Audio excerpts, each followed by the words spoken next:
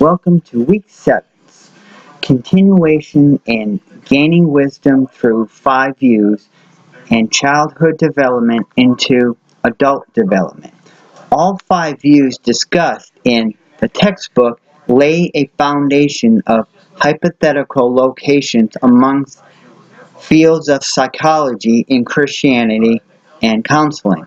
But these views also occupy a certain social setting and priorities and humanity and Christian values. As it says, these locations are shared with many aspects as they represent a variation and differences considerably in terms of transformation. These are seen as invaluable and empirical research in psychology, philosophy, historical research, spiritual, and scripture amidst psychological and Christian counseling. Counseling from a Christian perspective considers conformity into relating Christ in the proper context of Christianity versus psychology and counseling. Such focus into professional counseling energizes concerns of the church as it is seen in an academic or modernistic public mental health. A Christian's concern is more to do with either blessing or therapy based upon God's grace, entwining science and therapy within the church. This calls for a countercultural community within a broader scope of culture that practices more humanistic suppositions that regards modernistic text, trusting in humanistic trust. In studying these terms, it is more interpretational methods towards science or counseling in the caring of the spirit of people. In this lies an emphasis on facts and values, descriptive or evaluated from the mind and the heart of a person. This way, Christians promote both cultural engagements and purity within the church, as it may have concerns of both secularism and hyper-spirituality, but finding its roots in interesting relationship with God of a person's relationship with humanity. This considers psychological problems more in a relationship type value of biological problems to socialize it in aspects of sin. Such differences reveal both perspective and location of culture at large and the church community.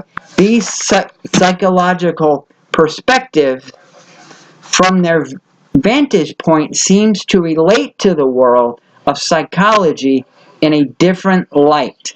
This perspective notices things that are not often seen anywhere else. In these views, they have an amount of validity then the Christian counseling or scholarly community must not be ignorant of each location, as we know, and that each location offers certain advantages fitting together as these locations increase in a comprehensive overall view. Considering 2 approaches in the textbook, it's no accident that anyone who advocates levels of explanation in the approach. This calls for an academic psychology to study tightly what is defined or closely specific aspects of human behavior. In understanding the small group dynamics here, we must look at the brain function as it relates to the Bible and what does the Bible say. But on the contrary, the application of biblical counseling is most exclusive in its Christian settings. This is the bread and butter of practical biblical counseling. In the words of Paulson, who being a theological trained person writes or suggests the most important concern about strategies and tactics is the clarification of the pragmatic structure of psychology. This could seem like a correct view, but it turns out that more flexible to a conditional one to be a good viewpoint in understanding Christian counseling and faith in relationship to the study of humanity within psychology. Unlike animals that live by instinct, humans live by a conscious thought created by God that guides them. Legitimate preferences or divine calling issues are discussed in the textbook, but some people may be more interested in science than studying about God's creation and his relationship to humanity. Yet other people are more people-oriented and they aim to help people with their problems, but this may be more analytical approach to a complex problem, yet more sympathetic and synthetic in its structure. Such variations are part of God's divine design, yet ought to be a source of celebrated points, not pitting Christian against each other. God may call people into various counseling vocations than they expected.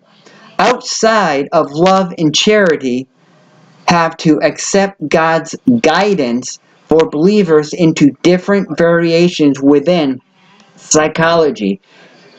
In an Old Testament example, Daniel, who served in the highest office in Babylon, in a pagan culture which was an offense to his people, while being a great witness and testimony of the ways of God within this culture.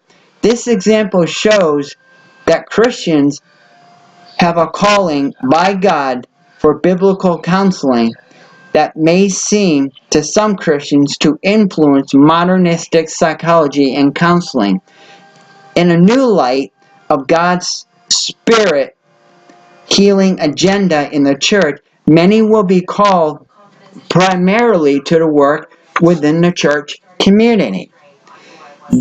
The format in the textbook approximates limited dialogue, but to better appreciate the value of such dialogue, there is a need to consider 21st century or 20th century thinkers. One of these being Russian Orthodox thinker Mikhail Bakhtin, whose framework is referred to dialogism because it refers to the dialogue as that which is found foundational to human life. For Bakhtin, the human character is seen in the address, in activity, or our capacity to be spoken to. Humanity lives in a mostly focused or fundamental consistencies of ongoing conversations within continual cycles of utterances replied to or responses given. These are not silenced or interrupted by eventual issues into another conversation. But for Bakhtin, I should say, the fact is that the thoughts in all utterances in some cases become the link in the chain of communication. Bakhtin's belief was that dialogue with others is essential in peer-to-peer listening, as they expect to learn about something not known about the person being spoken to or listened to. Others may see the world from different perspectives, but evidently expanding a person's horizons. Even if a person is dead wrong, it is good to listen to still learn something about his or her thinking, and is better to listen discerningly, to hear what that person is saying in order to relate to them. Most of the time, Christians find that other options are positively enriching in one's understanding of sharing what we see or cannot see. In senses of one's dialogue, partners in a way that seems to another way that it cannot possibly see one's truth of how he relates to himself or others. This results in learning and listening carefully, or invariably learning something of value in the conversation that is most likely done without help from another person. In the same manner, Bakhtin's conceptual, even-handed approach displays recognition to respect others, but not compromising one's core belief in the values he or she places in a perspective or position. Each has its own location in the world, but within the stance of dialogical flow amongst human history, such stances make it legitimate point to one's perspective in sharing amongst ourselves and others as well. For Bakhtin, living in the Communist Soviet Union, one could be aware of how speech could be distorted or oppressed. So this makes other speech requiring a continuity and discernment, and is balanced listening with questioning and critiquing one's views. A genuine dialogue has to have conversation with people listening up or listening carefully to one another. This calls for an evaluation of themselves and over as they forge a link in ongoing conversation of people that constitute human history and the dialogue that is set forth. For the moment, let's reflect on privileges of learning during conversations, admittedly contained by a format. 5 perspectives or views are shared in the views of psychology and counseling. The building blocks can be observed in each viewpoint as locations to what one sees and what is left out. Listening to one another or understanding challenges can enrich over time, as we ideally find the challenge of listening as it is worthwhile preserving what is consequential or distorting being defeated through dialogue. As people continue to listen to one another and speak respectively in a manner worthy of good dialogue. Dialogue is needed or necessary to make one's understanding more comprehensive.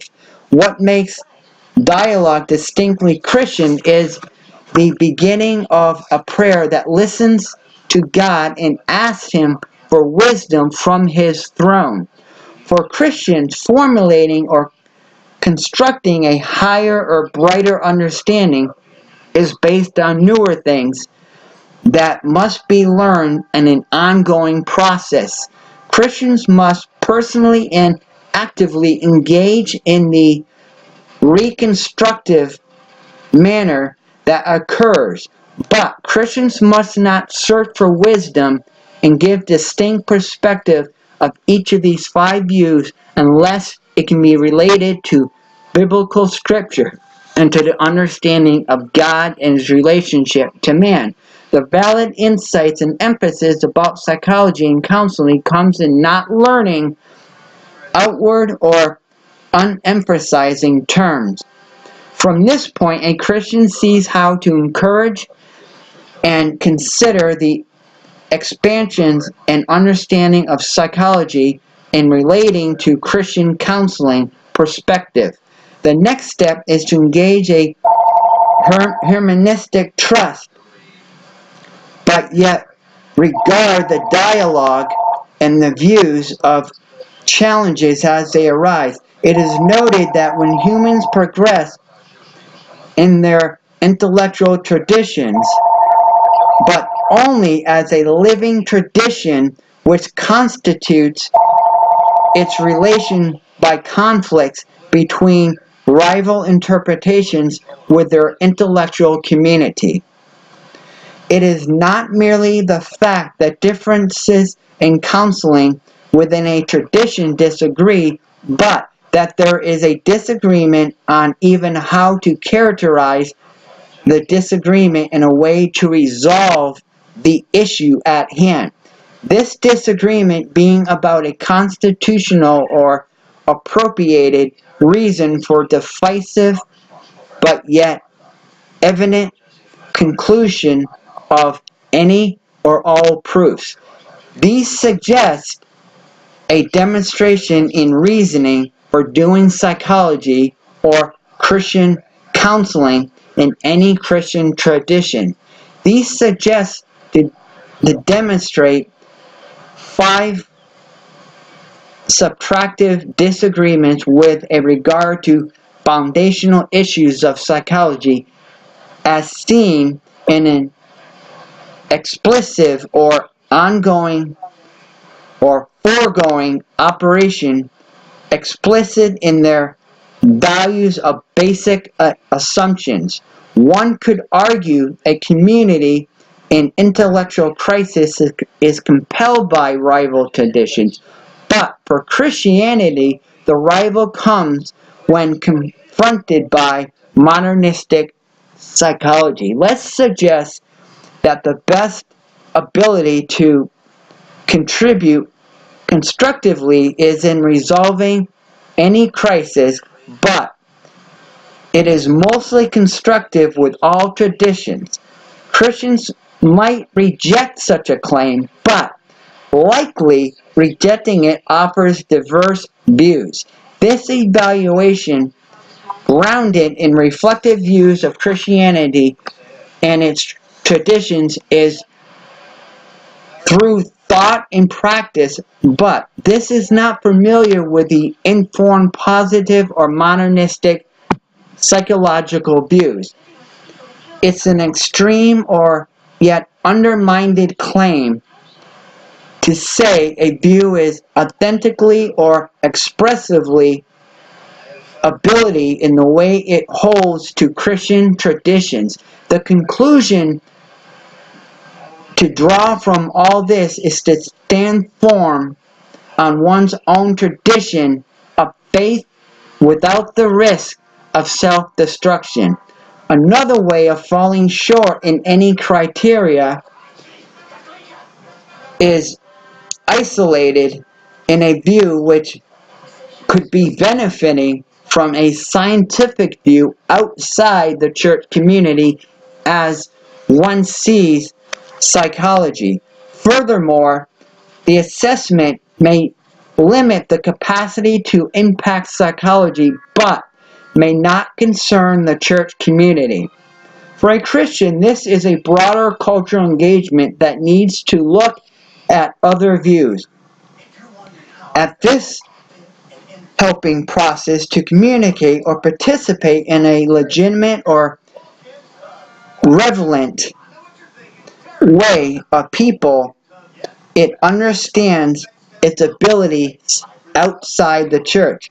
Any analysis that derives from a question that extends from proponents of views which seem to utilize or be interpreted, but the Christian tradition must be a positive claim in its reflection of truth. Fidelity to a person's own tradition must be claimed that it is assessed constantly and formidable to the truth. It is a simplistic approach.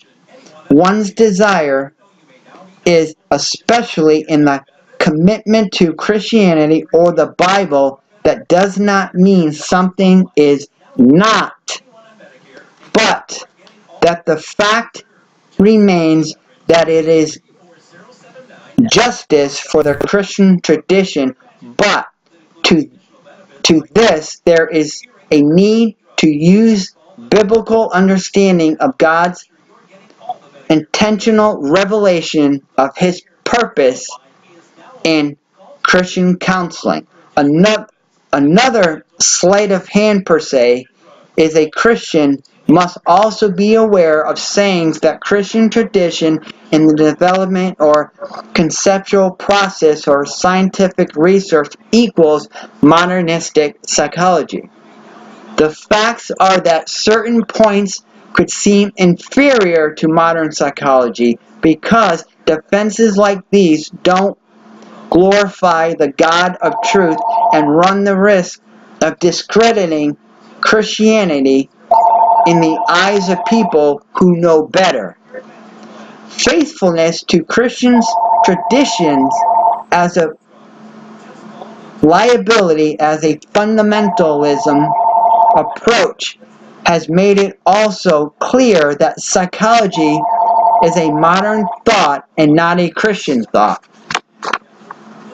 Expectations and traditionalism with community is shaped by the people that work within it because they help people make sense or evaluate their arguments more accurately than a community of scholars, scientists, and counselors trained in the social approach. But groups like these that contribute books, articles, and journals do not always seem concerned or obtain to the Christian approach. These accounts of social institutional reality affect what one counts as knowledge or good practice, making it a slanted view. Any approach must influence the individual as an object who is being studied in the art of helping people. If physical science is influenced in this way, then psychology can be influenced in the same way. But there are suspicions that receive a great deal of course study. Christians should enable an interpretation that is more accurate to what is being said because the Christian is better able to access a person's statement in the full light of their sociological context.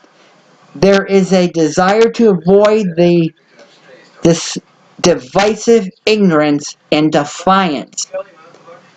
But this is only a creation of falsehood and a sense of harmony that obscures the value of the person's perspective.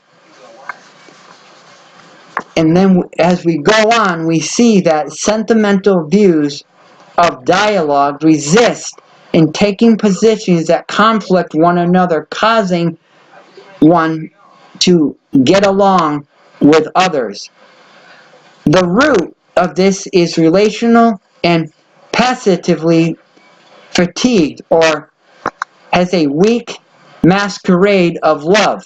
But true love demands respect, that shows admiration toward the other person. True dialogue only occurs when the person takes a position in recognizing differences in decisive criticism and being able to criticize the other person in truth and love. Truth is not ill-defined or without any clarity for a person's understanding as being under a microscope of God's watchful eye. In understanding the awesome beauty of God's truth, this should not only help define Christian psychology, but revolutionize it. Careful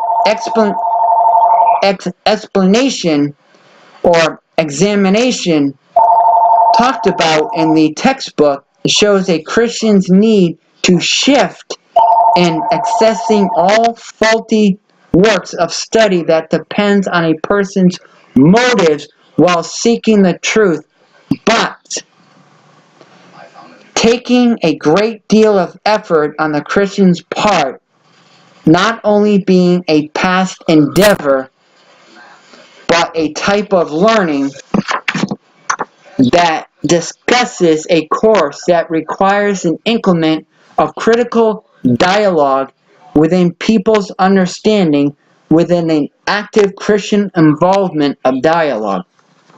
The first step requires a development of postmodern thought and a view that is articulating one's own view of reference, as each view is pointed out in one's own term, putting it into one's own view, because the one who best guarantees it understands it.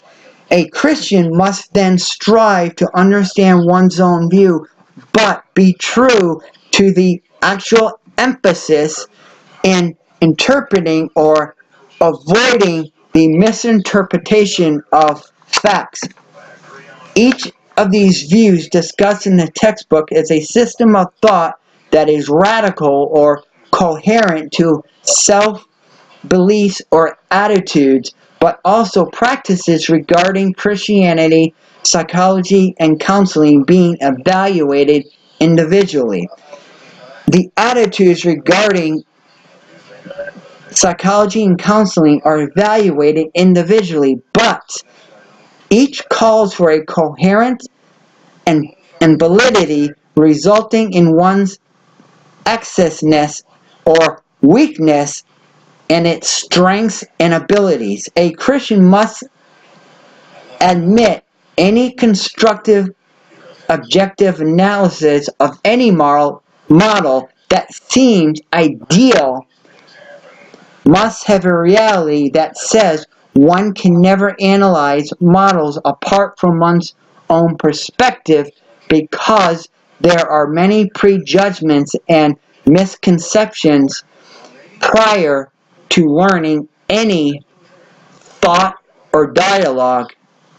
As a person reads or thinks about anything, there must be no choice predetermined, because training or study in these guides the Christian's reflections and predispositions of one's own perspective as he sees in certain ways. This may look as if it is a purely objective analysis to one's own terms, but may not actually go beyond one's ability. For a Christian, this remains an important goal, as Christians must start the process of beginning with believers' own perspective, but should nevertheless strive for a fairer evaluation of the truth. Such truths seem disclosed at best when a Christian prayerfully assumes a unique, critical, fair-mindedness.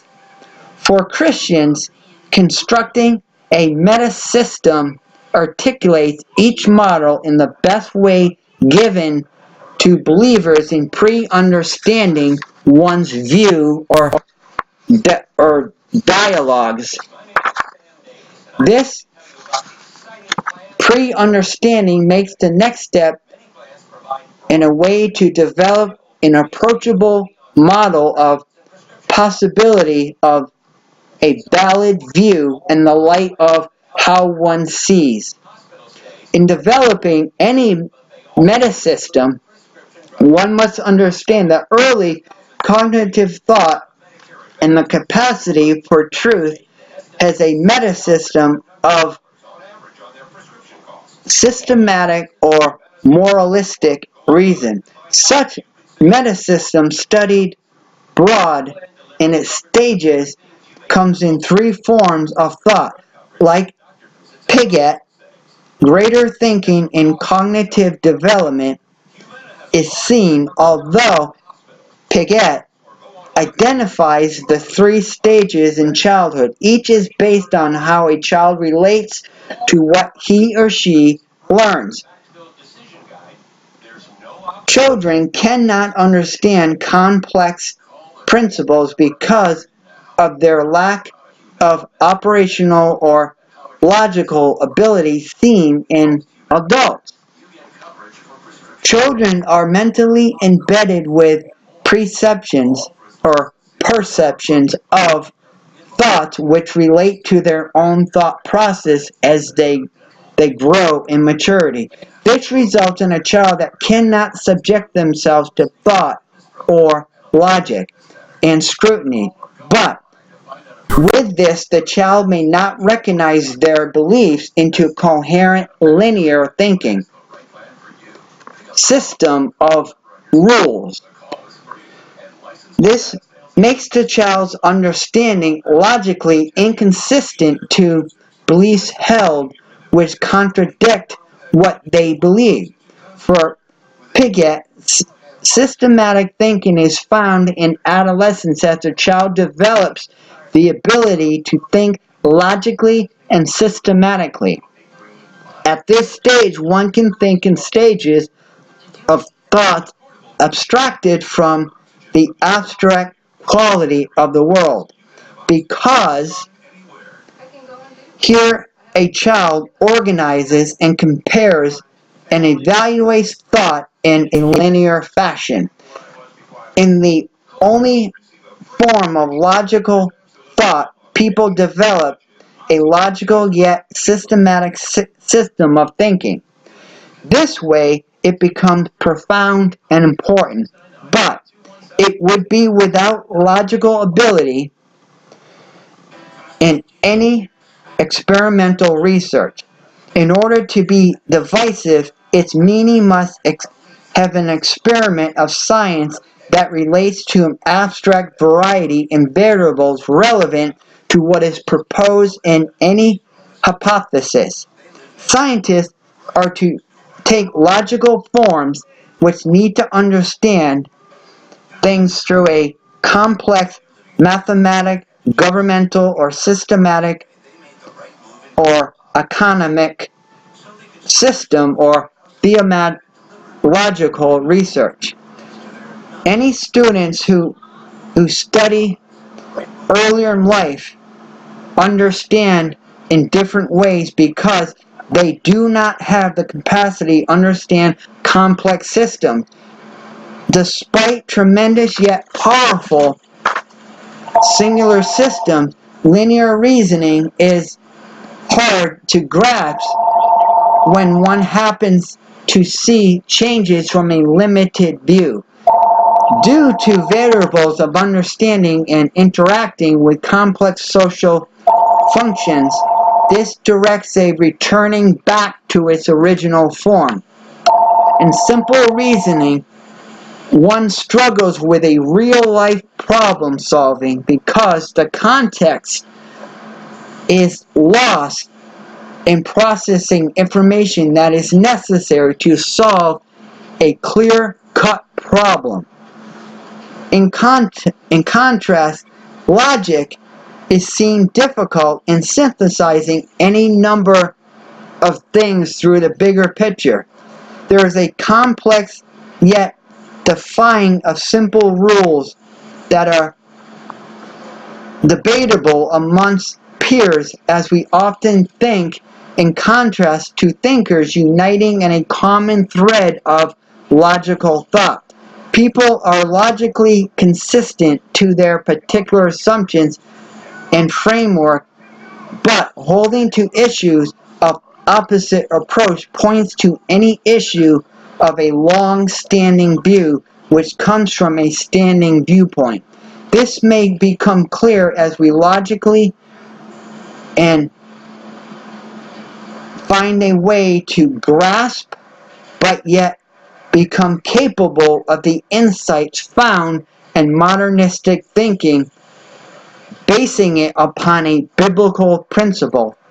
Thinking in linear reasoning, it becomes embedded in the framework that are seemingly unable to grasp truth, but contradict one's own view.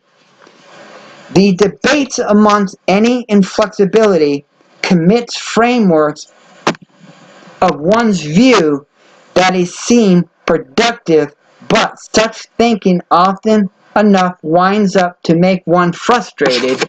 So that is why there is a need to thread in biblical truths.